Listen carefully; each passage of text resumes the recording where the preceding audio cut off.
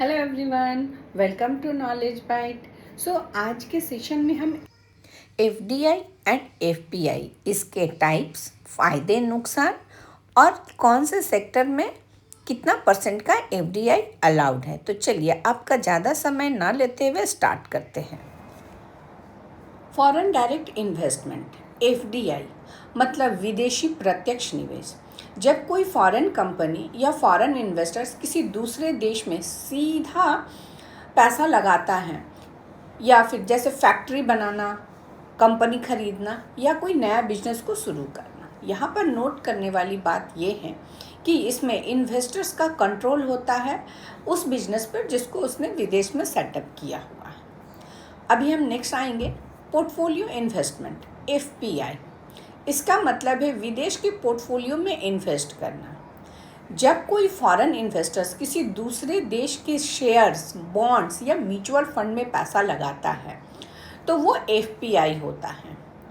इसमें नोट करने वाली बात यह है कि इसमें कंट्रोल नहीं होता, ये सिर्फ शॉर्ट टर्म्स के लिए प्रॉफिट कमाने के लिए होता है, जैसे स्टॉक मार्केट में पैसा लगाना।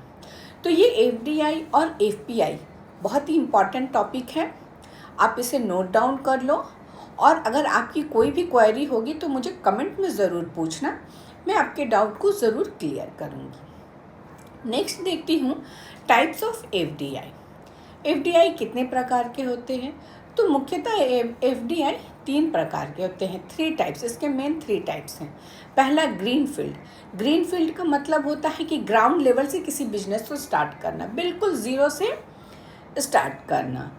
नेक्स्ट आता है ब्राउन फील्ड।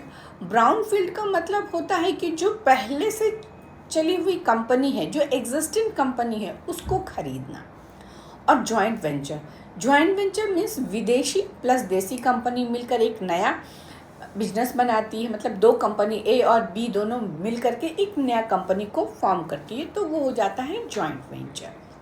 हमारा नेक्स्ट टॉपिक है cost and benefit of FDI to home and host countries. FDI का नुकसान और फ़ायदा दोनों देशों के लिए है। होम कंट्री जहाँ से पैसा जा रहा है, जैसे कि यूएसए से अगर पैसा जा रहा है तो किसको फ़ायदा हो रहा है? प्रॉफिट वापस भी तो आता है ना। कॉस्ट जब देश से बाहर जाती है।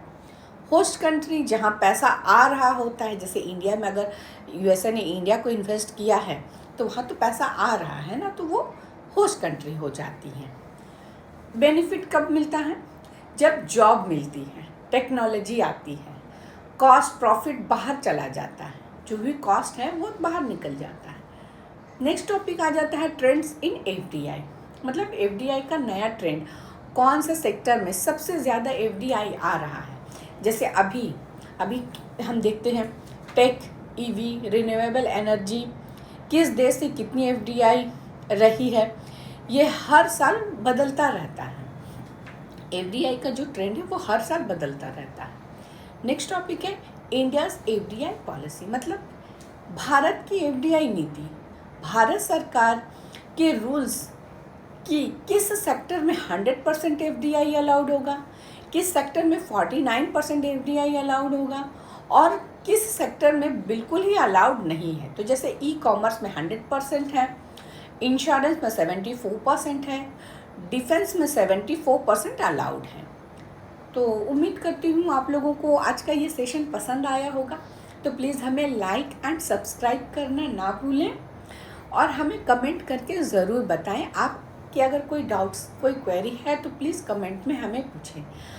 आपके लाइक एंड सब्सक्राइब करने से हमें मोटिवेशन मिलता है और हम और ये अच्छे तरीके से काम करते हैं। Thank you, bye bye.